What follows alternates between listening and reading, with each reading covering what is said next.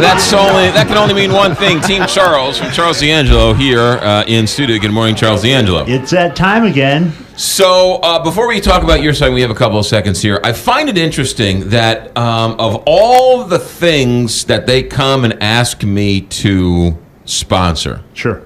That I never will and never have. No.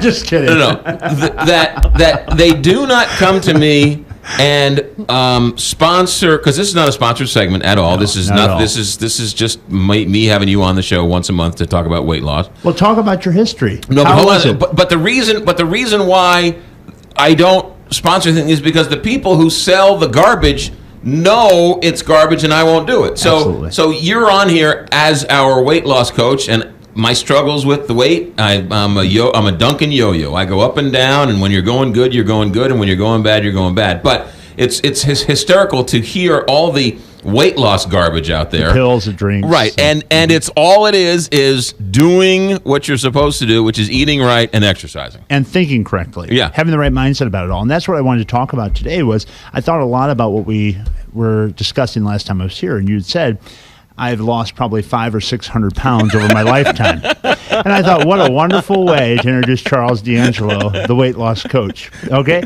And I said to myself, why is it? Why is it that so many people, especially around this time of year, they get started, they're doing really well. Some people lose 40, 50, 60, 70 pounds, then something happens, something clicks, and they start that downward death spiral, right, where they start going back to the pattern that brought them to my office in the first place. So I started to think about what is it that usually causes that. And what I came to conclude, having once weighed 360 pounds myself, was most people get off of track when they experience something in their world that shakes their sense of certainty. In other words, we all like to feel like we're in control of what's happening. Anytime something happens that threatens that, think about when we hear there's going to be a really bad snowstorm. Or recently and tragically with the Ferguson issues, all this unrest, it makes us really question and doubt a lot of what we feel secure about. So what do people do psychologically? They look to change how they feel, getting that sense of certainty back. Many people in America have conditioned themselves to change how they feel using substances. In the majority of food. So what they do then is, let's say they have a great job, they have a great family, 2.5 kids, traditional American family, and all of a sudden they lose their job unexpectedly. They've lost 65 pounds, but now they're out of work. Now, what they knew to be true isn't true anymore. So they look to reestablish it. So they look outside themselves and they start reaching for food. Now, the truth is, if you can get out of this pattern, you can avoid gaining all that weight. The problem isn't the issue, isn't the circumstance. It's the way that you think about the circumstance. For example, when something happens in our world that questions our certainty and we internalize it, when we make it's because of us. In other words, I lost my job. You see, I'm a failure. I'm no good. You feel guilty. You feel shameful about it. You start that self-destructive pattern. You say, forget about the weight loss. Forget about working out. I don't deserve it anyway. So you start loathing yourself. So the first thing is, do not ever internalize these outstanding, poor circumstances as something that says something negative about who you are. Second, what people tend to do when something bad happens is they generalize. When one bad thing happens, you guys are in the media. Mm-hmm. What happens? People, if it bleeds, it leads, right?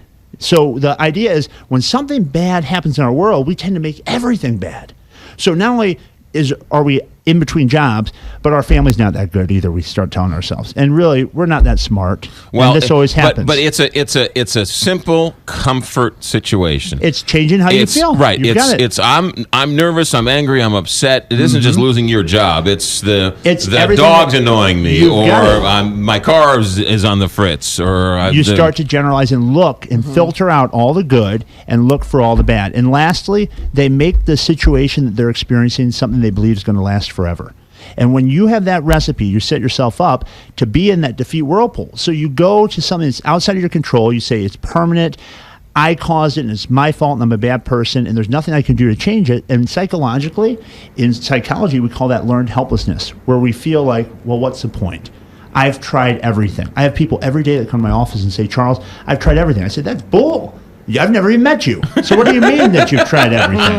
But we tell ourselves that we've done a lot and we haven't, okay? And we have to get real. And sometimes it takes someone on the outside to say, look, let's get honest. Let's look at where we are and where we want to be. We don't have to drudge up your history. We just have to decide where you want to go. It's so true. It is so true when all you have to do is do it. But consistently. Yeah. Look at Oprah Winfrey, someone I really admire. She came from a tremendously challenging background, and yet she's overcome so much. But she still struggles with her weight. You, the famous and the famouser Kelly Jackson here, both work consciously and really over the long haul on taking charge of your health. Why is it so challenging, do you guys think?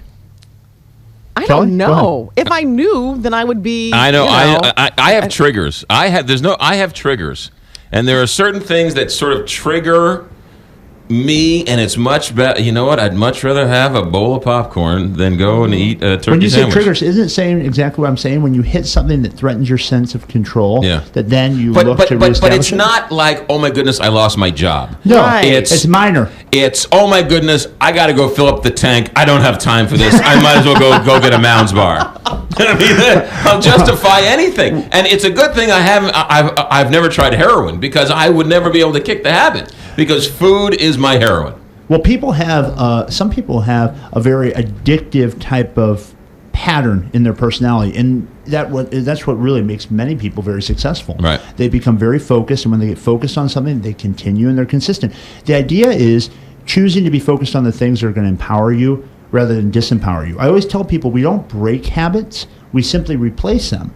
So what you want to do is you ask yourself, what is that Mounds bar in the case of when you don't want to go fill up your gas tank? What's that really providing you with? Is it just giving you a quick boost of energy? Then you've got to ask yourself, why aren't you feeling energized in the first place? And as soon as you finish eating it, then you feel terrible. Then your energy's That's the even thing. lower. And so it's like a drug addict. Once the drug addict's high, the drug addict wants to get help then. Absolutely. You need So to take, interesting. You need to take some time in between the impulse and the actual action to take charge of this. All right, Charles, weight loss coach to the stars. You have a book, you have a phone number, you have a website. How do people get a hold of the you? book is called Think and Grow Thin. It's at Amazon.com. It's at my website, charlesdangelo.com. It's across the country at Barnes & Noble. My website's charlesdangelo.com. And then my phone number is 314-495-3228. Just simple, old-fashioned hard work. Just working on it. No pills, no cream, no shots, no nothing. And I am going to offer a challenge to Kelly Jackson and McGraw Millhaven. Let's start doing a monthly weigh-in on KTRS 550 TV and have a little challenge. Maybe we can get some sponsors and we can have people that support Kelly. Well, I'd love to talk about it, but we're out of time. 9 o'clock.